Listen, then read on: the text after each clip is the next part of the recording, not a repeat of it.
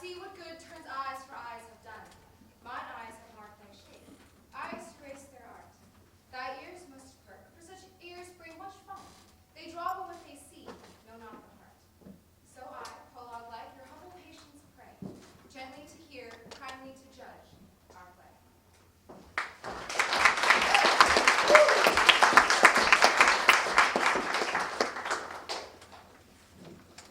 Now, fair Hippolyta, our nuptial hour draws on apace. 4 happy days bring in another moon. But oh, methinks how slow this old moon wanes.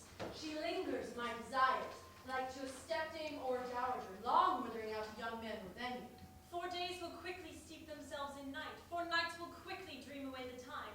And then the moon, like to a silver bow new bent in heaven, shall behold the night of our solemnities. Go, illustrate, stir up the Athenian youth to merriment, awake the part and nimble spirit of mirth, turn melancholy forth to funerals. The pale companion is not for a pomp.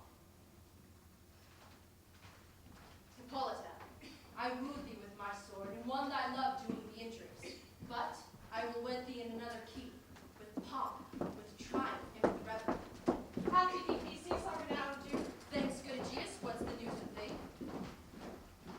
Full of vexation come I with complaint against my child, my daughter Hermia. Stand forth, Demetrius, my noble lord. This man hath my consent to marry her. Stand forth, Lysander, my gracious Duke. And stolen the impression of our fantasy with bracelets of thy hair, rings, gauds, conceits, knacks, trifles, nosegays, sweetmeats, messengers of strong prevalent and unhardened youth. With cunning hast thou filched my daughter's heart, turned her obedience, which is due to me, to stubborn harshness. My gracious Duke, be it so, she will not hear before your grace consent to marry with Demetrius. I beg the ancient privilege of Athens. As she is mine, I may dispose of her, which shall be either to this gentleman or to her death, according to our law immediately provided in that case. What say you, Hermia? Be advised, fair maid, to you your father should be as a god, one that composed your beauties, yea, and one to whom you are but as a form in wax, by him imprinted, and within his power to leave the figure or disfigure it. Demetrius is a worthy gentleman, So is Lysander. and himself he is, but in this kind, wanting your father's voice, the other must be held the worthier. I would my father looked but with my eyes. Rather, your eyes must with his judgment look. I do entreat your grace to pardon me. I know not by what power I made bold, nor how it may concern my modesty in such presence here to plead my thoughts. But I beseech your grace that I may know the worst that may befall me in this case, if I refuse to wed Demetrius. Either to die the death, or to abjure forever the society of men. Therefore, fair Hermia, question your desires, know of your youth, examine well your blood, whether if you yield not to your father's choice, you can endure the livery of a nun. For I to be in shady cloister mewed, to live a barren sister all your life, chanting faint hymns to the cold, fruitless moon. Thrice blessed they that master so their blood, to undergo such maiden pilgrimage. But earthlier happy is the rose distilled than that which withering on the virgin thorn grows, lives, and dies in single blessedness. So will I grow, so live, so die, my lord, ere I will my virgin's patent up unto his lordship, whose unwished yoke my soul consents not to give sovereignty. Take time to pause, and by the next new moon, the sealing day betwixt my love and me, an everlasting bond of fellowship. Upon that day, either prepare to die for disobedience to your father's will, or else to wed Demetrius as he would. Or on Diana's altar to protest for aye austerity in single life. Relent, sweet Hermia, and Lysander yield thy crazy title to my certain right. You have her father's love, Demetrius. Let me have Hermia's. Do you marry him, scornful Lysander? True, he hath my love, and what is mine, my love shall render him. As she is mine, and all my right of her, I do estate unto Demetrius. I am, my lord, as well derived as he, as well possessed. My love is more than his. My fortune every way as fairly ranked, if not advantage, as Demetrius is. And what is more than all these boasts can be, I am beloved of beauteous Hermia. Why should I then not prosecute my right? Demetrius, all about to his head, made love to Nador's daughter Helena, and won her soul. And she, sweetly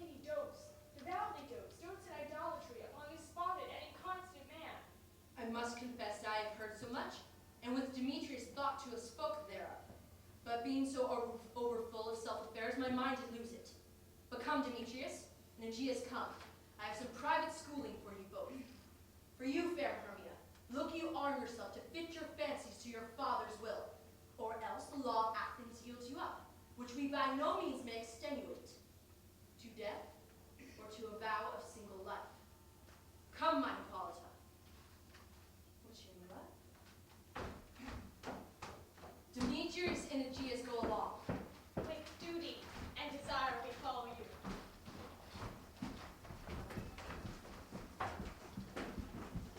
And now, my love, why is your cheek so pale? What chance those is there to fade so fast? We left for want of rain, which I could well beteem them from the tempest of my eyes. I need brought I could ever read, could ever hear by tale or history.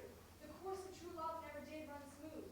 But either it was different in blood, Oh, cross, too high to be enthralled to low. or else it was gapped in respect of years, Oh, spite, too old to be engaged to young. or else it stood upon the choice of friends. Oh, hell, to choose love by another's eyes. Or if there was sympathy in choice, what death of sickness did they speech to it, making it momentary as sound, swift as shadow, short as any dream, brief as the lightning in a collied night that in a skin enfolds both heaven and earth, and ere man hath power to say, behold, the jaws of darkness do devour it up.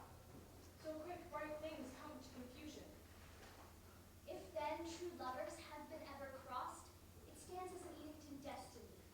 And let us teach our trial patience, because it is the customary cross, as due to love as thoughts and dreams and sighs, wishes and tears, or fancy's followers. A good persuasion. Therefore, hear me, Hermia.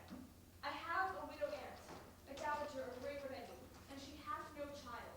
From Athens is her house remote 7 leagues, and to that place the sharp Athenian law cannot pursue us. There, gentle Hermia, may I marry thee. If thou lovest me then, steer forth thy father's house tomorrow night, and in the wood, a league without the town, where I did meet thee once with Helena to do observance to a morn of May. There will I stay for thee. My good Lysander, I swear to thee by Cupid's strongest bow, by his best arrow with the golden head, by the simplicity of Venus's doves, by that which knitteth hearts and prospers loves, and by that fire which burned the Carthage queen, when the false Troyan under sail was seen, by all the vows that ever men have broke, in number more than ever women spoke. In that same place thou hast appointed me. Tomorrow truly will I meet thee. Keep promise, love. Look, here comes Helena. Godspeed, fair Helena. Whither away? Call you me fair? That fair again unsay. Demetrius loves your fair. Oh, happy fair. Your eyes are lodestars, and your tongue sweet air, more tunable than lark to shepherd's ear. When wheat is green, when hawthorn buds appear. Sickness is catching. Oh, were favor so yours, would I catch fair Hermia ere I go. My ear should catch your voice, my eye your eye. My tongue should catch your tongue's sweet melody. Were the world mine, Demetrius being fated, the rest will give to you to be translated. And teach me how you look and with what art you sway the motion of Demetrius' heart. I frown upon him, yet he loves me still. Oh, that your frowns could teach my smiles to skill. I give him curses, yet he gives me love. Oh, that my prayers could such affection move. The more I hate, the more he follows me. The more I love, the more he hateth me. His folly, Helena, is no fault of mine. None but your beauty would that fault were mine. Take comfort. You no more shall see my face. Lysander and myself shall fly this place.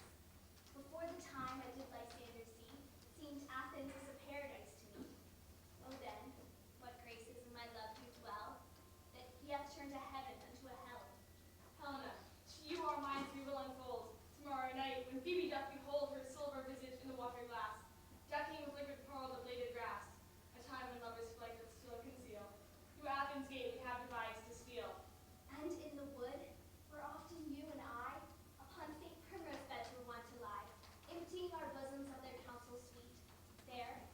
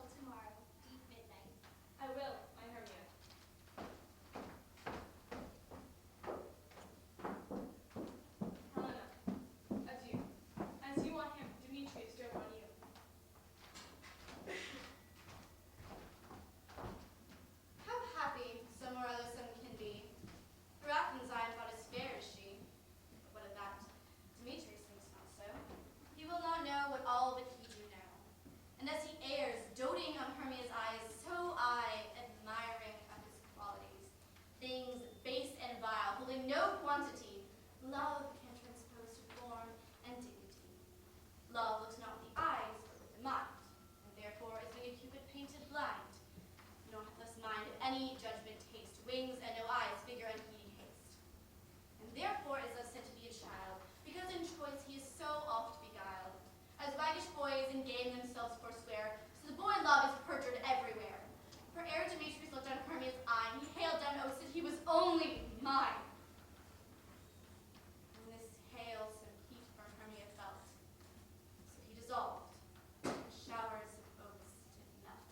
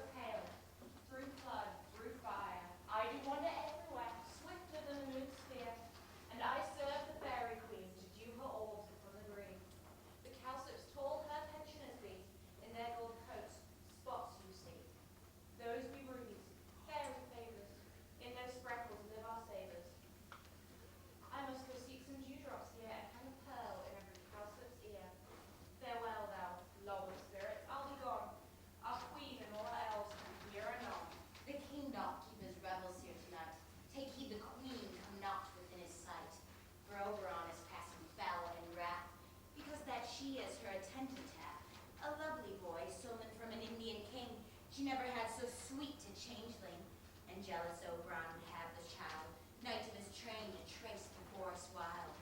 But she perforce withholds the loved boy, crowns him with flowers and makes him all her joy. And now they never meet in grove or green, by fountain clear, spangled starlight sheen. But they do square, that all their elves for fear creep into acorn cups and hide them there. Either I mistake your shape and making quite, or else you are that shrewd and knavish sprite called Robin Goodfellow. Are not you he that frights the maidens of the villagery, skim milk and sometimes labor in the kern, and bootless make the breathless housewife churn, and sometimes make the drink to bear no balm, mislead night wanderers, laughing at their harm? Those that hobgoblin call you and sweet puck, do their work and they shall have good luck. Are not you he? Thou speakest right, that I am that merry wanderer of the night. I jest to Oberon and make him smile, when I fat and beef at horse beguile, maiden likeness of a filly fowl.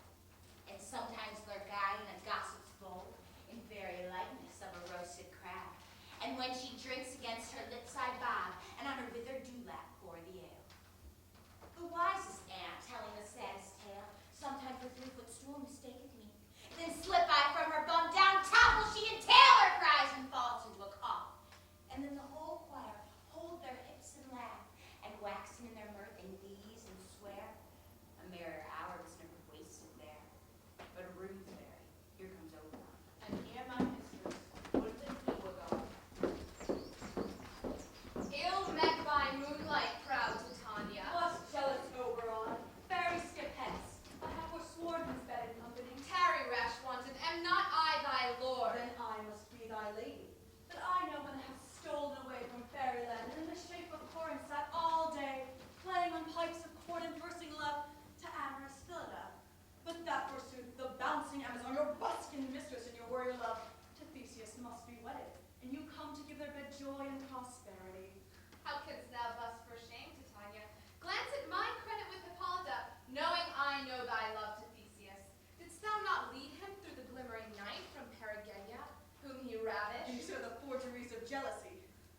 But never, since the midsummer spring, met we on hill, in dale, forest or mead, by paved fountain or by rushy brook, or on the beach and margin of the sea, to dance our ringlets to the whistling wind. But with thy laws thou hast disturbed our sport. The ox hath therefore stretched his yoke in vain, the plowman lost his sweat, and the green corn hath rotted ere his youth attained a beard. The fold stands empty in the drowned field. No night is now with him nor care of blessed. Therefore the moon, the governess of floods, pale in her anger, washes all the air, the rheumatic diseases do abound. And through this distemperature we see the seasons alter. Hoary-headed frost far, and the fresh lap of the crimson rose, and an old hime's thin and icy crown, and odorous chaplet of sweet summer buds is, as in mockery set. The spring, the summer, the challenging autumn, angry winter change their wonted liveries, and the mazic world by their increase now knows not which is which.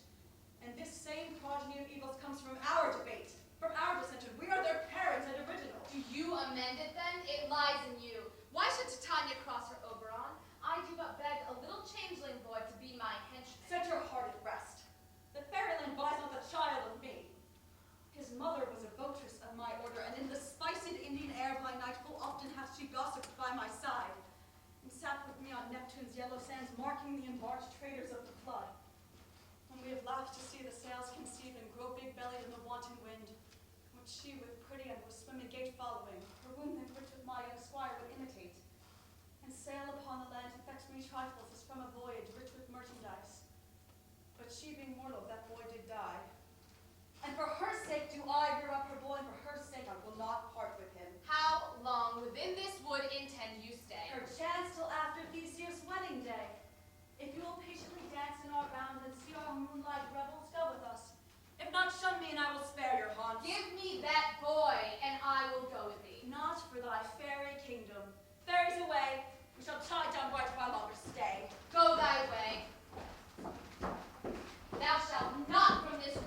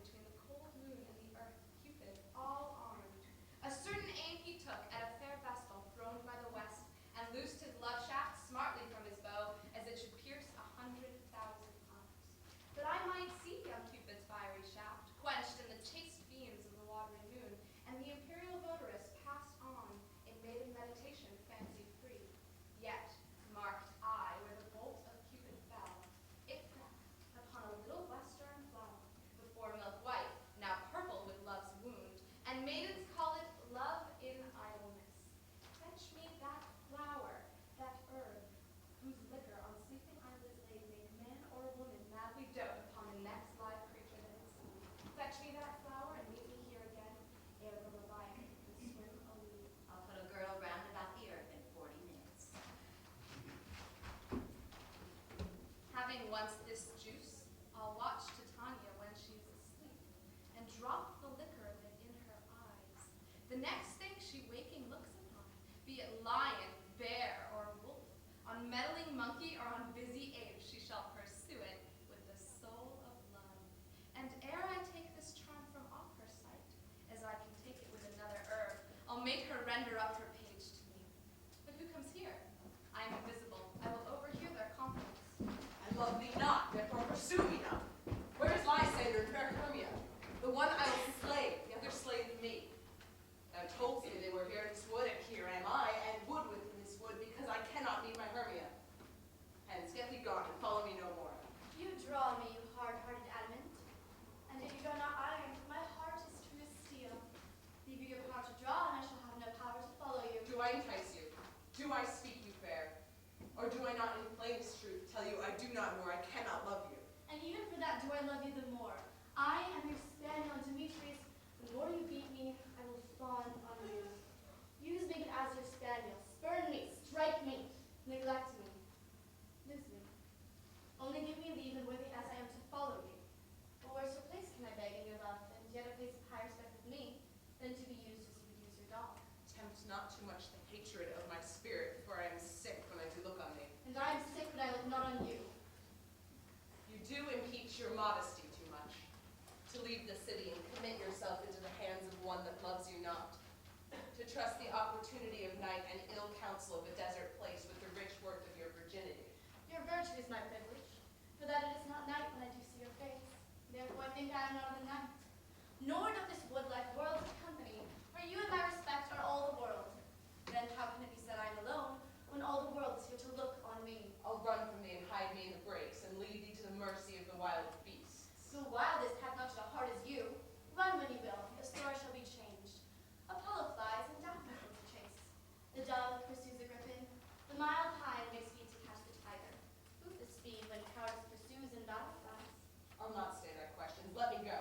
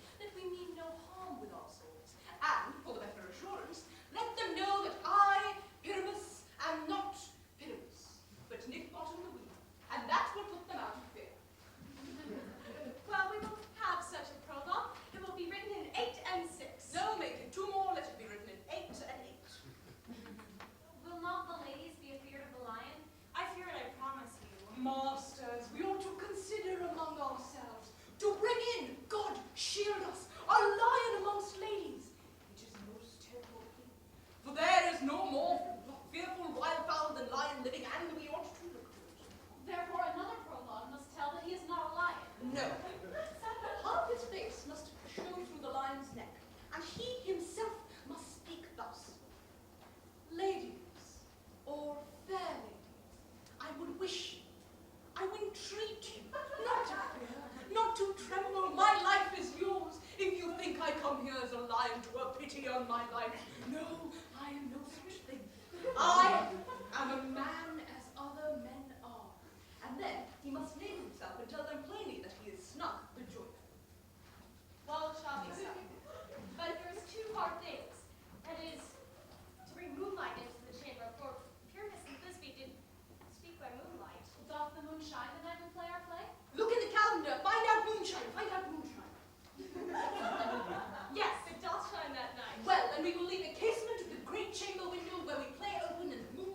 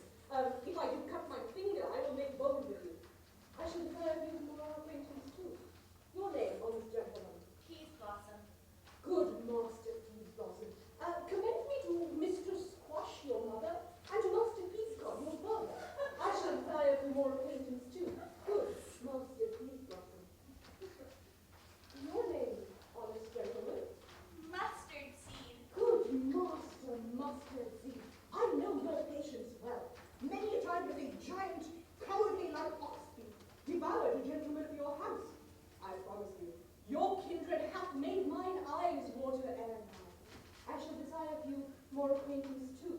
Good, Master Mustard. Come, wait upon him. Lead him to my bower. Keep this look with a watery eye, and when she weeps, weep every little flower, lamenting some enforced chastity.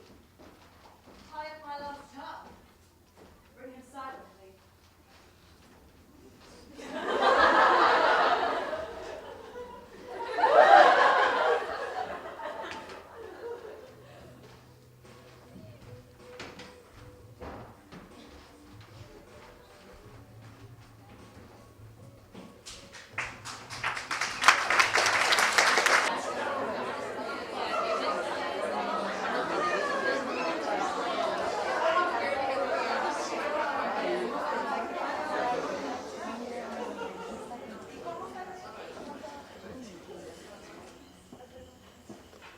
I wonder if Titania be awake. Then what it was that next came in her eye, which she must dote on next night. Come now, mad spirit. My mistress, with a monster is in love, near to her close and consecrated bower, while she was in her dull and sleeping hour, a crew of patches, rude mechanicals, that were for bread upon Athenian stalls, were met together to rehearse a play, intended for great Theseus' nuptial day. The shallowest thick skin of that barren sort, who purest presented in their sport, forsook his scene and entered in a break, when I did him at this advantage take, an ass's knoll I fix it on his head, and on his thisbe must be answered, and forth my mimic comes, when they him spy as wild beasts that the creeping fowler eye, or russet-pated chops, many in sort, rising and cawing at the gun's report, sever themselves and madly sweep the sky. So at his sight to wait his fellows fly, and at our stand here o'er and o'er one falls, he murder cries and help from Athens calls. Their sense thus weak, lost with their fears thus strong, made senseless things begin to do them wrong. For briars and thorns their apparel snatch, some sleeves, some hats from yielders all things catch. I led them on in this distracted fear, and left sweet Pyramus translated there. When in that moment so it came to pass, Titania whipped and straightway loved an ass.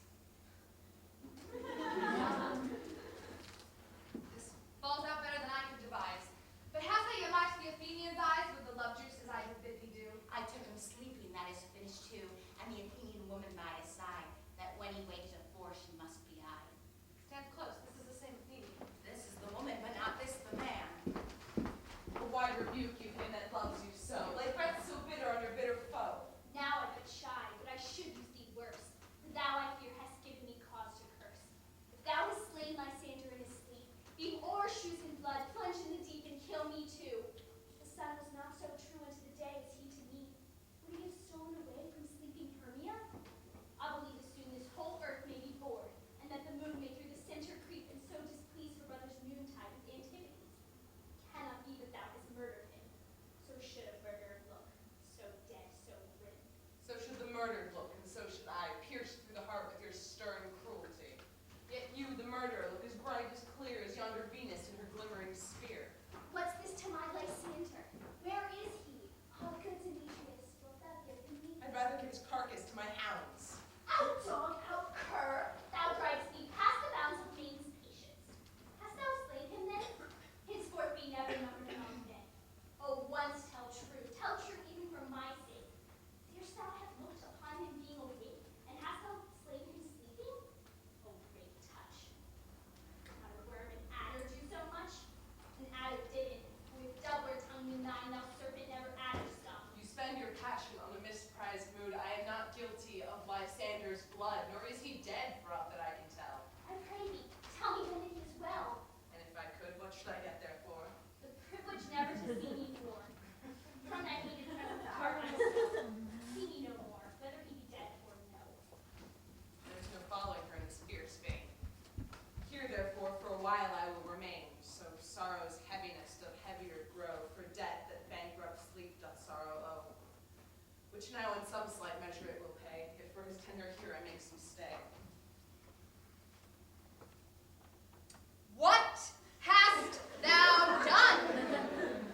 Thou hast mistaken quite, and laid the love juice on some true love's sight.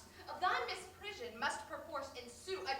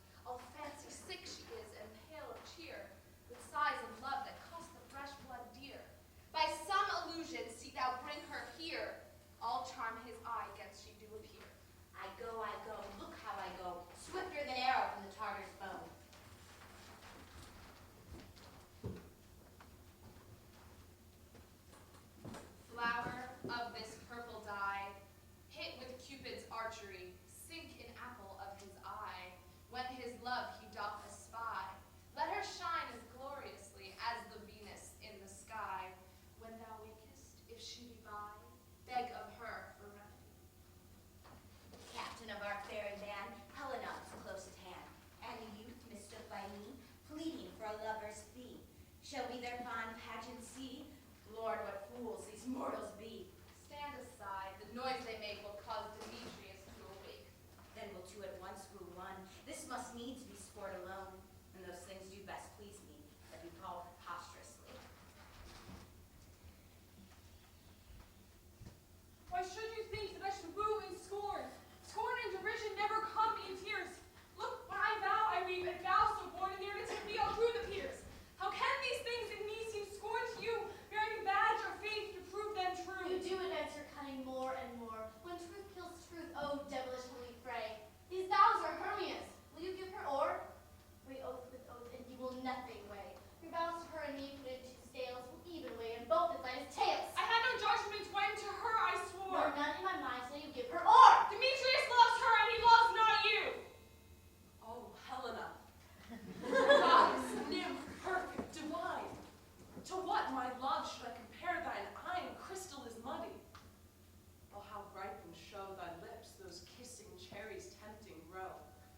That pure congealed white high Taurus snow, fanned with the eastern wind, turns to a crow when thou holdst up thy hand. Let me kiss this princess of pure white, this seal of bliss. Oh, spite. Oh, hell, I see you are all bent to set against me for your merriment. If you were civil and knew courtesy, you would not do me thus much injury.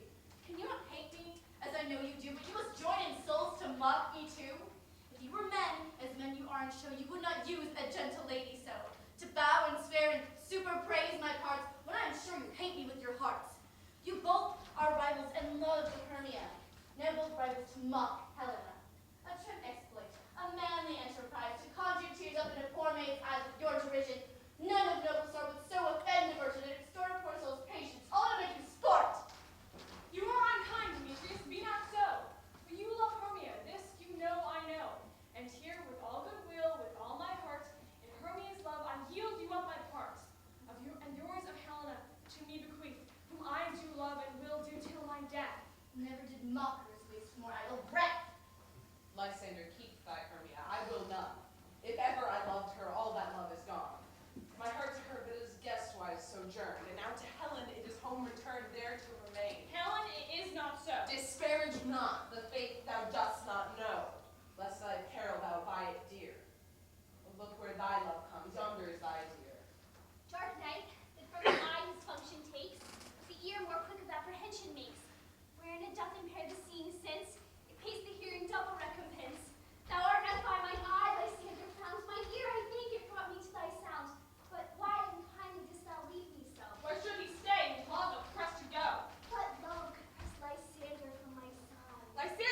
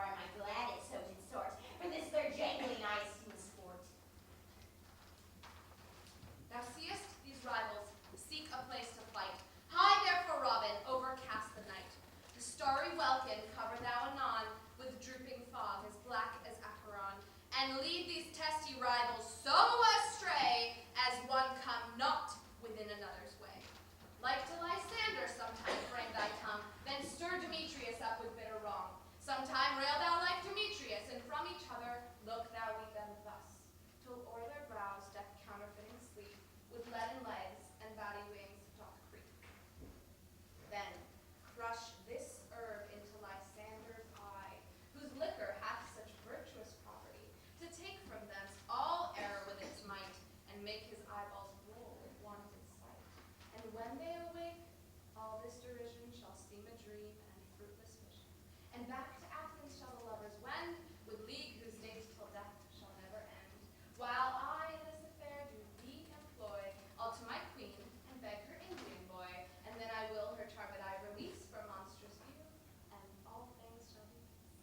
My fairy lord, this must be done with haste, for night's swift dragons cut the clouds full fast, and yonder shines Aurora's harbinger, at whose approach ghosts, wandering here and there, troop home to churchyards, damned spirits all that in crossways and floods have burial, already to their wormy beds have gone, for fear lest they should look their shames upon. They will flee themselves exile from light, and must fry consort with black-browed night. But we are spirits of another sort. I with the morning's luck have oft made sport, and like a forester the groves may tread, even till the eastern gate all fiery red, opening on Neptune with fair blessed beams, turn into yellow gold his ultramarine streams. But notwithstanding haste, make no delay, we might effect this business yet ere day. Up and down, I will lead them up and down. I am feared in field and town. Goblin, lead them up and down. Here comes one. Where art thou, proud Demetrius? Speak thou now. Here, villain, drawn and ready, where art thou? I will be with thee straight. Follow me then to plainer ground. Lysander, thou runaway, thou coward, art thou fled? Speak, in some bush where dost thou hide thy head? Thou coward, art thou bragging to the stars, telling the bushes that thou lookest for wars, and wilt not come? Come, recreant, come, thou child. I'll whip thee with a rod. He is defiled that draws a sword on thee. Yea, art thou there? Follow my voice. We'll try no manhood here. He goes before, until he hears me on. When I come when he calls, then he is gone. The villain is more lighter field than I. I followed fast, and faster he did fly. That I might follow in this dark and even way. And here will rest me. Come now, gentle day, for if but once thou showed thy great light, I'll find Demetrius and revenge his spite. Ho, ho, ho, coward, why comest thou not? Abide me if thou darest, for well I wot. Thou runnest before me, shifting every place, and darest not stand nor look me in the face. Where art thou now? Come hither, I am here. Nay, then thou mockest me. Thou shalt buy this deer if ever I thy face by daylight see. Now go thy way. Faintness constraineth me to measure out my length on this cold bed. By day's approach, look to be visited. A weary night, a long and tedious night, abate thy hour. Shine comforts from the east, that I may back to Athens from these that my poor company detest. And sleep, which sometimes shuts up sorrow's eye, steal me a while from mine own company. Yet but three, come one more, till both kinds make up four. Here she comes, cursed and sad. Cupid is a knavish lad, thus to make poor females mad. Never so weary, never so in woe, bedabbled by dew and torn by briars, I can no further crawl, no further go. My legs can keep no pace with my desires. Here will I rest me till the break of day. Heavens, shield Lysander, if they mean a fray. On the ground, sleep sound, I'll apply to your eye, gentle lover remedy. When thou wakest, thou takest true delight in the sight of thy former lady's eye. And the country proverb know, that every man should take his own, in your waking shall be shown. Jack shall have Jill, naught shall go ill, the man shall have his lair again, and all shall be well.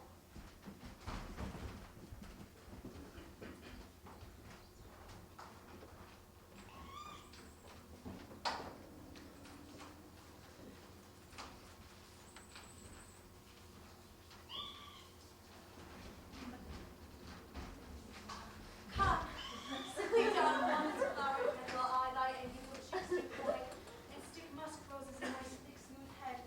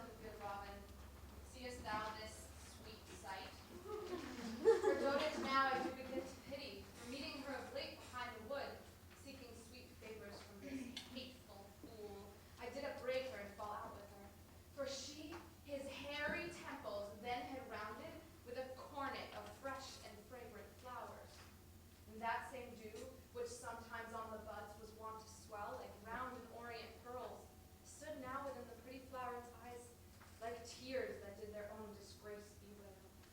When I at my pleasure taunted her, when she in mild terms begged my patience, I then did ask of her her fairy child, which straight she gave me, and her fairy sent to bear to my bower in fairyland.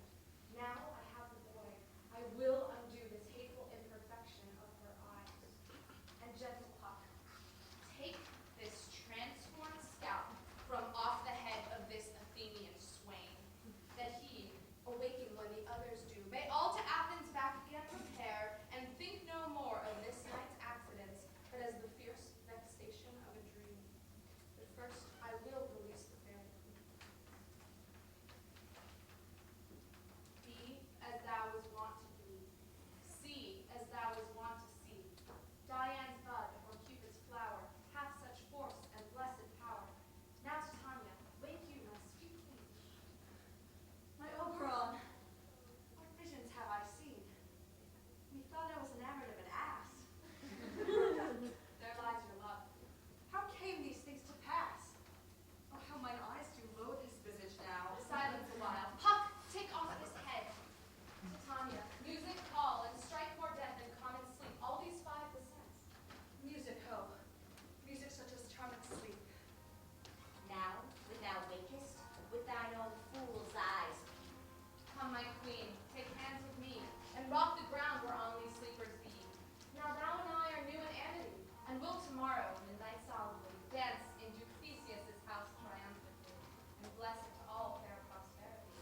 And there shall these pairs of faithful lovers be, wedded with Theseus, all in jollity. fairy king attended mark, I do hear the morning lark. Come, my queen, in silence sad, trip we after the night's shade. We the globe can compass soon, swifter than the wandering moon. Come, my lord, and in our flight, tell me how it came this night that I sleeping here was found with these mortals on the ground.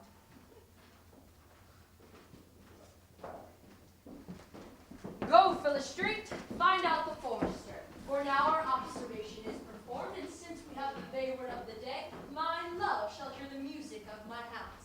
Uncouple the western valley, let them go. Dispatch, I say, and find the forester. We will, fair queen, up to the mountain's top, mark the musical confusion of hounds in echo and conjunction. I was with Hercules and Cadmus once, when it would have creaked they bade the bear with hounds of Sparta. Never did I hear such gallant chiding.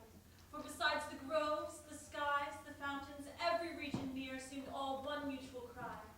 I never heard so musical a discord, such sweet thunder. My hounds are bred out of the Spartan kind, so flute, so sanded, and their heads are hung with ears that sweep away the morning dew. Crook-kneed and dew-lapped like the Salian bulls, slow in pursuit, but matched in mouth like bells, each under each. A cry more tunable was never hollered to, nor cheered with horn, in Crete, in Sparta, nor in Thessaly. Judge when you hear. But soft. What nymphs are these? My lord, this is my daughter here on the ground. This Lysander is. This Demetrius. This Helena. All leaders, Helena. I wonder of their being here together. No doubt they rose up early to observe the rite of men, and hearing our intent, came and grace our solemnity. But speak, Aegeus, is not this the day that Hermia should give answer of her choice? It is, my lord. Go bid the huntsmen wake them with their horns. Good morrow, friends. Saint Valentine is past. Begin these woodwards but to couple now. Pardon, my lord? I pray you all stand up. I know you two are rival enemies. How comes this gentle concord in the world, where hatred is so far from jealousy, to sleep by hate and fear no enmity? My lord, I shall reply amazedly, half sleep, half waking, but as yet, I swear I cannot truly say how I came here.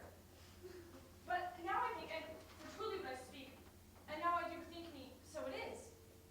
I came with Hermia hither. Our intent was to be gone from Athens, where we might, without peril of Athenian law. Enough! Enough, my lord, you have enough. I beg it no longer.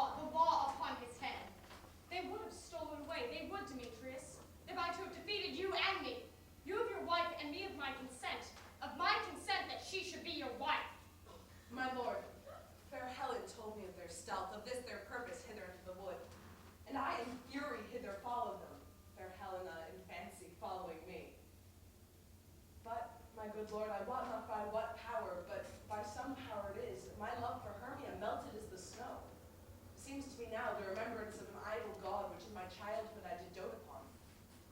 And now all the faith, the virtue of my heart, the object and pleasure of my eyes, only to Helena. To her, my lord, was I betrothed, there I saw Hermia. But as in sickness did I loathe this food, but as in health come to my natural taste. And now I do wish it, love it, long for it, and will forevermore be true to it. Fair lovers, you're fortunately met. Of this discourse more we will hear none. Aegeus, I will overbear your will. For in the temple by and by with us, these couples shall eternally be knit. And for the morning now is something more, and our purposed hunting shall be set aside. Away with us to Athens, 3 and 3. We'll hold a feast in great solemnity. Come, my Hippolyta. These things seem small and indistinct people. Methinks I see these things with parted eye, when everything seems double. So many things. And I found Demetrius like a jewel, mine own and not mine own. Are you sure that we are awake? It seems to me that yet we sleep, we dream. Do you not think the Duke was here? Yea, and my father. And Hippolyta. And he did bid us follow to the temple.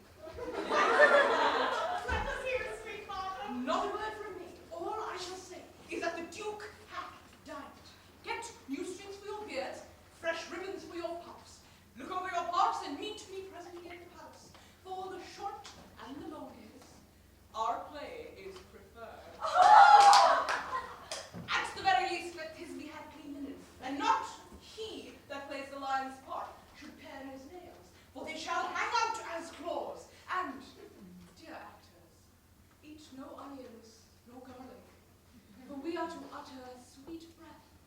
And I have no doubt but to hear them say it is a sweet comedy. No more words, away, go away! 'Tis strange, my Theseus, that these lovers speak of. More strange than true. I never may believe these antique fables, nor these fairy toys. Lovers and madmen have such seething brains, such shaping fantasies that apprehend more than cool reason ever comprehends. The lunatic, the lover, and the poet are of imagination all compact. One sees more devils than vast hell can hold, that is the madman. The lover all as frantic, sees Helen's beauty in a brow of Egypt. The poet's eye, in fine frenzy rolling, doth glance from heaven to earth, from earth to heaven. And as imagination bodies forth the forms of things unknown, the poet's pen turns them to shapes and gives to airy nothing a local habitation in the name. Such tricks hath strong imagination, that if it would but apprehend some bringer of that joy, it comprehends some joy. Or in the night, imagining some fear, how easy is a bush supposed a bear?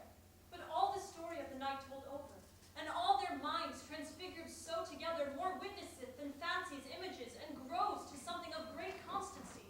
But howsoever strange and admirable. Here come the lovers, full of joy and mirth. Joy, gentle friends, joy and fresh days of love accompany your hearts. More than to us come to you, your royal walks to avoid your bed. Come now, what masks, what dances shall we have to wear out this long age of 3 hours between our after supper and our bedtime? Where is our usual manager of mirth? What revels are at hand? How shall we beguile the lazy time with knocks of delight?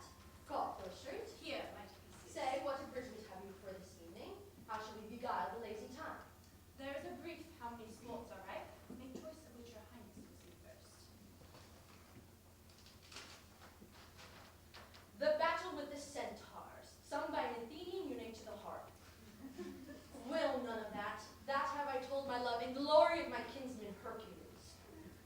The riot of the tipsy bacchanals, tearing the Thracian singer in their rage.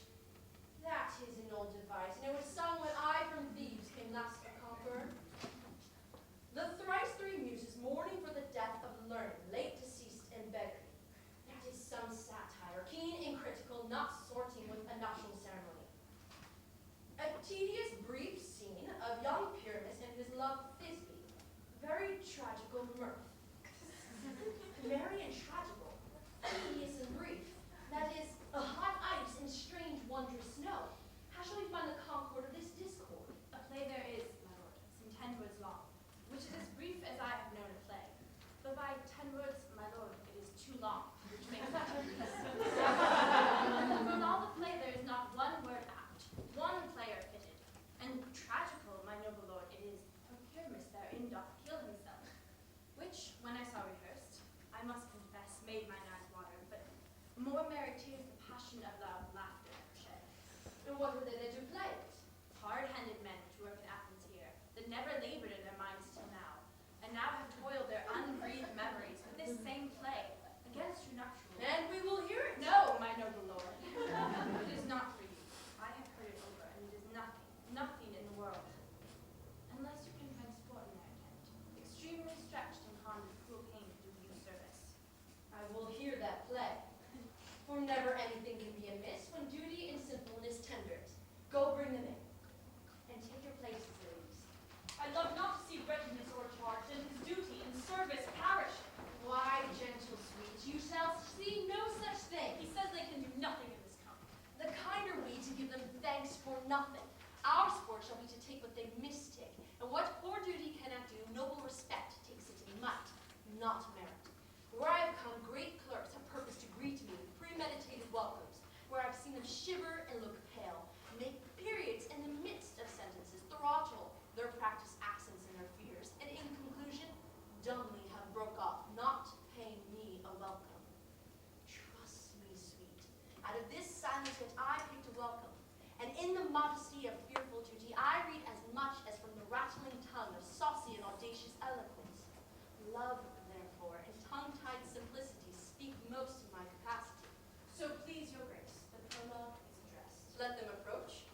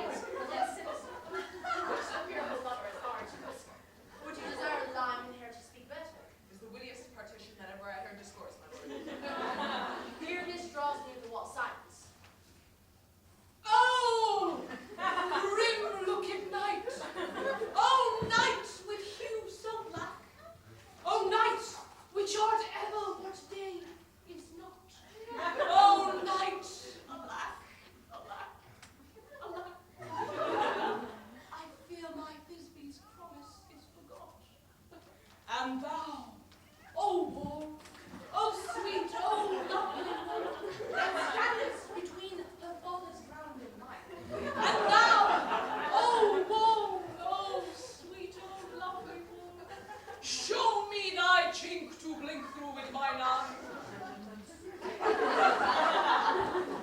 Thanks, courteous Wang.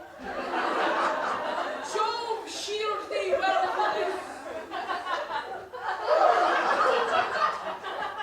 But what see? No, this be do I see. Oh, wicked Wang, through whom I see no bliss. Cursed be thy stones for thus deceiving me. The Wang, methinks, being sensible, should curse again. No, I assure you, sir, deceiving me is Thisby's cue. She is to come, and I'm to spy her through the wall. You shall see, she'll go right as I tell you. O Wang, so often hast thou heard my moans for parting my fair Pyramus and me. My cherry lips have often kissed thy stones have often married with thee. I see a voice. Now will I to the chink to spy, and I can see thy Thisby's face. Thisby, My love, thou art? My love, I think what thou wilt. I am thy lover's grace, and like Lymander I am trusty still. I like Helen till the fates me kill. Not Shafalus to Procrus was so true. Shaftless to Procrus, I to you. Oh, kiss me through the hole of this bottle.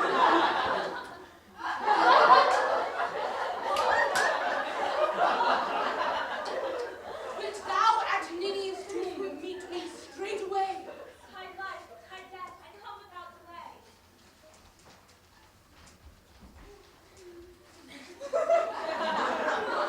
Thus have I, Wall, my part discharged so. And being done thus, Wall, away, doth go.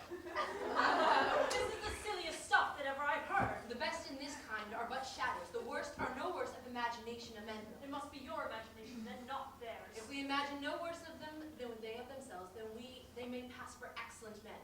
Here continual beast in a man and a lion.